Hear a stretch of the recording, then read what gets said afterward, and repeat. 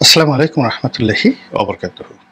সম্মানিত দর্শক, বাংলাদেশের বর্তমান যে রাজনৈতিক প্রেক্ষাপট, সেই প্রেক্ষাপটে আমেরিকার উপস্থিতি এবং ঘন ঘন আমেরিকার যারা কর্তা ব্যক্তি, বিশেষ করে সামরিক বড় বড় কর্তারা যেভাবে বাংলাদেশে আসছেন এবং যেভাবে মার্কিন বিমান, যুদ্ধ বিমান বা যুদ্ধের সামরিক বাহিনীর যে পরিবহন বিমান, এটা যুদ্ধ বিমান বলা যাবে না,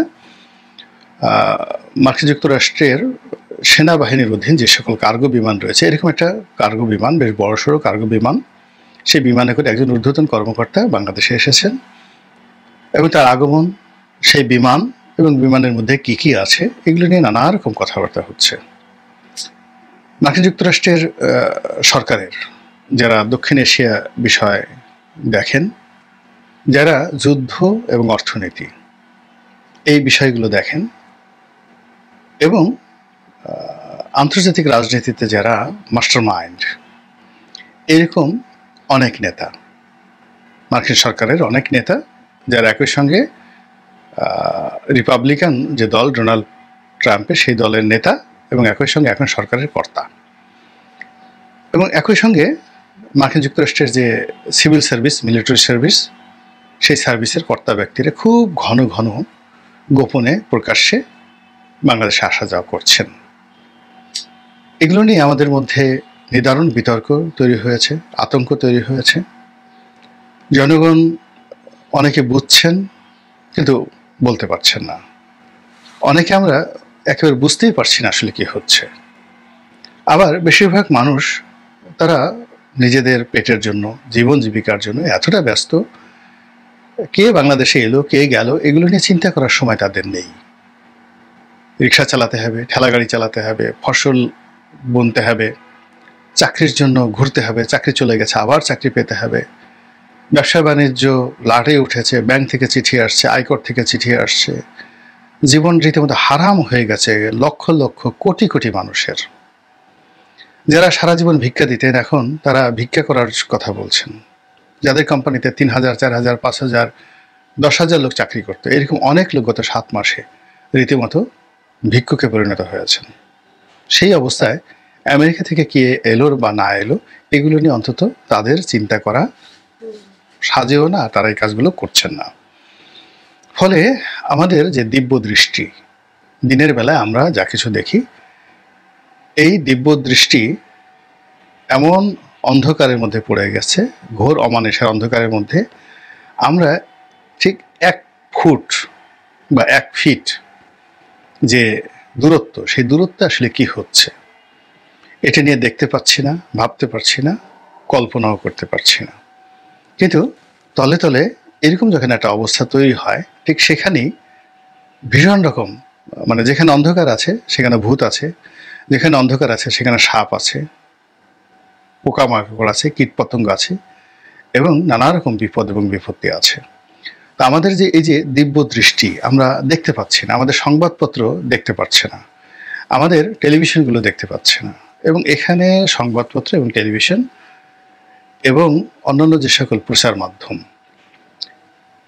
সব খবরাখবর মানে নির্ভরযোগ্য নয়। এমনকি সামাজিক মাধ্যমে যে সকল গুজব ছড়াচ্ছে, এর 99%ই যাকে বলা হয় গুজব। যে যের মতো করে পারছে, এই ভারত, এই পাকিস্তান, এই আমেরিকা, এই ইউনুস, এই আওয়ামী লীগ, এই বিএনপি, এই জামাত, যে যার পক্ষের লোক তাদেরকে একেবারে হিমালয় পাহাড়ের চূড়ায় তোলানোর জন্য সর্বোচ্চ শক্তি নিয়োগ করছে, আর প্রতিপক্ষকে একেবারে পৃথিবীর সবচেয়ে যে গভীরতম গিরিখাত, মহাসাগরের নিচে যেটা ম্যারিয়ানা ট্রেঞ্চ বলা হয়, সেই জায়গাতে চুবনি দেওয়ার জন্য সবাই চেষ্টা করছে, চুবানোর জন্য চেষ্টা করছে। সমাজে পাল্লা দিয়ে, সমাজে অধিপতিত সমাজ পাল্লা দিয়ে কতগুলো ক্রাইম বেড়ে গেছে, পতিতাবৃত্তি, তারপর পুরুষদের দেহ বিক্রি, হোমোসেক্সের যে দুটো, অর্থাৎ ছেলেরা ছেলেরা যে হোমোসেক্স করে, এটা ভয়াবহ আকার ধারণ করেছে। আর মেয়েরা মেয়েরা যে সেক্স করে, যেটাকে লেসবিয়ান বলা হয়, এটা বাংলাদেশে ভয়াবহ আকার ধারণ করেছে। এরকম একটা লেসবিয়ান তরুণী তার পিতাকে তার এই অপরাধের সাক্ষী হওয়ার কারণে বা তার পিতা এই জিনিসগুলো বুঝে যাওয়ার কারণে নিজের পিতাকে নির্মমভাবে হত্যা করেছে। এই হলো সমাজের অধঃপতনের বাস্তব চিত্র। আর এরকম পরিবেশ যখন পরিস্থিতি হয়, ঠিক সেই সময়টাতে ইখতিয়ার উদ্দিন মোহাম্মদ বিন বখতিয়ার খলজির মতো মানুষ বাংলাদেশ আক্রমণ করে, ফিরোজ শাহ তুগলকের মতো মানুষ বাংলাদেশ আক্রমণ করে, গিয়াসউদ্দিন বলবন বাংলাদেশ আক্রমণ করে। ঠিক এইরকম যখন একটা অবস্থার সৃষ্টি হয়, ঠিক সেই সময়টাতে মীর জুমলা, ঈশা খা, মুসা খা, তাদের মধ্যে গণ্ডগোল। মীর জুমলারা আসেন, রাজা মানসিংহরা আসেন, বাংলা তছনছ হয়। এরকম যখন অবস্থা তৈরি হয়, তখন বাংলাদেশে বর্গী আসে, মগ জলদস্যুরা আসে, ইংরেজরা আসে, এবং এটা ইতিহাসের ধারাবাহিকতা। এবং সেই ধারাবাহিকতা এখন আমেরিকানরা আসা যাওয়া করবে, এটাই তো স্বাভাবিক। আমেরিকানরা যদি না আসতেন, চায়নারা আসতো, চায়নারা যদি না আসতেন, ভারতের লোকজন আসতো, ভারতের লোকজন যদি না আসতো, পাকিস্তান আসতো। এর কারণ হলো যে আসার জন্য আমরা যে গর্তগুলো তৈরি করেছি, বাতাস ঢোকার জন্য যে জানালা দরজা তৈরি করেছি, তো সেখান থেকে তো অতিথিরা আসবেই। তো অন্যান্য অতিথিরা যেভাবে আসেন তার একটা চরিত্র থাকে, আর আমেরিকা যখন কোথাও যায় তখন সেখানে একটা চরিত্র থাকে। আমেরিকা যেখানে যায়, যাওয়ার আগে তারা একটা পরিবেশ তৈরি করে, সেখানে তারা একটা উগ্রবাদ তৈরি করে ফেলে। তারা কম্বোডিয়া, ভিয়েতনামে একটা বিরাট গৃহযুদ্ধ তারা তৈরি করে ফেলেছিল, তারপরে তারা সেখানে গিয়েছিল। আবার তাদের চলে যাওয়ার পরে সেখানে একটা মারাত্মক গৃহযুদ্ধ তৈরি হয়ে যায়। সেম অবস্থা মধ্যপ্রাচ্যে, একেবারে একই অবস্থা আফগানিস্তানে। তারা সেখানে একজন লাদেন তৈরি করলো, তারপরে সেখানে তারা একটা লাদেন পাঠালো, এরপর সেই লাদেনকে মারলো, এবং সেই লাদেনকে ধরার জন্য তারা সেই দেশে আসলো, এবং সেই দেশে তাদের রিপ্রেজেন্ট তৈরি করার জন্য তারা সেখানে হামিদ কারজাই বা আশরাফ থানি এদের মতো তাবেদার, দালাল, মার্কিন সরকারের মদতপুষ্ট শিশু, মানে তাদেরকে শিশুর মতো করে তৈরি করা হয়েছে। আমেরিকা যা বলে, যদি বলে তুলু তুলু তুলু, তো তারা বলবে তুলু তুলু তুলু। যদি বলে আমেরিকা বলে পুতু পুতু পুতু, তখন তারা বলবে পুতু পুতু পুতু, এরকম শিশুর মতো। তো এরকম আমেরিকান শিশু হামিদ কারজাই তাদেরকে তৈরি করে সেখানে তারা তাদের মতো করে তাণ্ডব চালায়। কখনো তারা কোথাও জিতেনি এখন পর্যন্ত, কিন্তু তারা এটা তাদের একটা স্টাইল। এর কারণ হলো এই যে তারা যে যুদ্ধ বাধাতে পারে, তারা যে ভাঙতে পারে, তারা যে যুদ্ধ বন্ধ করতে পারে, এই যে তাদের একটা যে বিহেভিয়ারাল ইকোনমিক পাওয়ার, ব্যবহারিক অর্থনীতি, সেটার মাধ্যমে অনেকের হৃদয়ে ভয় ধরিয়ে তারা যে ব্যবসা বাণিজ্য করে, ওটাই আমেরিকার অর্থনীতির মূল চালিকা শক্তি। এই যে পাকিস্তান ভারত যে যুদ্ধ হলো এবং যুদ্ধ বন্ধ হলো, আবার এখন ইউক্রেনের যুদ্ধ বন্ধ হওয়ার চেষ্টা করছে, এবং ইউক্রেনের যুদ্ধ তারা শুরু করেছিল। এর সবই তৈরি করা হয়েছে বিশ্বের তাদের যে টার্গেটেড ইকোনমিক রেজিয়ন রয়েছে, সেই রেজিয়নে তারা ব্যবসা করবে এবং অর্থ উপার্জন করবে। তোদের বাংলাদেশকে কেন্দ্র করেও তাদের এই মুহূর্তে একটা রেজিওনাল মাস্টার প্ল্যান রয়েছে। আর সেই মাস্টার প্ল্যান অনুযায়ী আপনি এখন এই ঢাকা শহরে অনেক অপ্রত্যাশিত ঘটনা দেখতে পাবেন। এখানে যেভাবে হিজবুত তাহরির কথা বলা হচ্ছে, যেভাবে ইসলামী উগ্রবাদের কথা বলা হচ্ছে, এবং রাজপথের আমাদের দেশে এগুলো খুব স্বাভাবিক দৃশ্য। যে জিনিসগুলো আমরা দেখছি, ইসলামপন্থীদের মিছিল দেখছি, মিটিং দেখছি, তারা নারী নীতি নিয়ে রাস্তায় নামছে, তারা সেই ফিলিস্তিনের জনগণের পক্ষে মার্চ ফর প্যালেস্টাইন বা মার্চ ফর গাজা এইরকম মিছিলে নামছে। তারপর তারা তাদের যে মতাদর্শগত কারণে মাজারকে ভাঙার চেষ্টা করছে বা ভাঙছে, মাজারপন্থীরা কাঁদছে।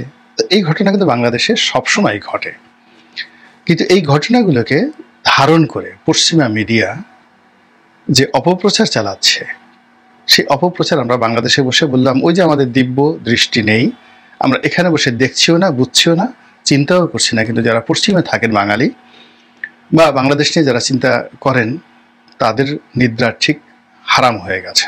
তারা বুঝতে পারছেন যে এখানে এই পরিস্থিতিগুলো তৈরি করা হচ্ছে মূলত একজন বিন লাদেন তৈরি করার জন্য। এখন বিন লাদেন তাদের হয়তো তৈরি হয়ে গেছে, একাধিক বিন লাদেন, এখন বিন লাদেন তৈরি হয়ে গেছে। এখন বিন লাদেনকে মারার জন্য তাদেরকে যদি আসতে হয়, তাহলে সেই পরিণতিটা কেমন হবে? দ্বিতীয়ত হলো যে তারা যখন আসবে বিন লাদেনকে মারার জন্য, তখন বিন লাদেন পালিয়ে যাবে পাহাড়ে, এবং তারা তন্ন তন্ন করে বিন লাদেনকে পাহাড়, পর্বত, গুহা, নদী, নালা সব জায়গায় তারা খোঁজ করবে, খোঁজাখুঁজি করবে। বিন লাদেন খুঁজছে। এখন বিন লাদেন তখন কোথাও পালিয়ে যাবে, এরকম একটা ঘটনা, এবং সেখানে তারা বোমা নিক্ষেপ করবে। আর এই সময়টিকে তারা কাজে লাগানোর জন্য এবং লোকজনদেরকে শাসন করার জন্য তারা একজন হামিদ কারজাই বা একজন আশরাফ থানিকে তারা মনোনীত করে, বগল দাবা করে তারা আগেই পাঠিয়ে দেবে, তাদের আসার আগেই তারা সেটা পাঠিয়ে দেবে। এখন এই যে তাদের যে পলিসি, আফগানিস্তানে তাদের এই যে পলিসি, এটা 19-20 করে একই ঘটনা ইরাকে ঘটেছে সাদ্দামের পরে, একই ঘটনা লিবিয়াতে ঘটেছে, একই ঘটনা সিরিয়াতে ঘটেছে, ইয়ামেনে ঘটেছে, লেবাননে ঘটেছে। তো সেই ঘটনার প্রেক্ষাপটে বাংলাদেশে আসলে কি ঘটছে, কি ঘটতে যাচ্ছে, তা নিয়ে কি আপনার একটু উদ্বেগ হয় না? তা নিয়ে কি আপনার মুখ বন্ধ করে থাকতে ইচ্ছা করে, না কিছু বলতে ইচ্ছা করে? যদি আপনি মুখ বন্ধ রাখেন, তাহলে যারা অতীতে মুখ বন্ধ রেখেছিল হাজার বছরের ইতিহাসে, তাদের মতোই আপনার পরিণত হবে। আর যদি আপনি মুখ খুলেন, স্বাধীনতা এবং সার্বভৌমত্বের বিষয়ে মাথা উঁচু করে দাঁড়ান, তাহলে পৃথিবীর যে সকল সম্মানিত জাতি এবং গোষ্ঠী নিজেদেরকে বিদেশি চক্র থেকে রক্ষা করতে পেরেছেন, আপনাদের অবস্থা তাই হবে। মহান আল্লাহ আমাদের সবাইকে হেদায়েত দান করুন এবং হেফাজত করুন। আসসালামু আলাইকুম ওয়া রাহমাতুল্লাহি ওয়া বারাকাতুহু।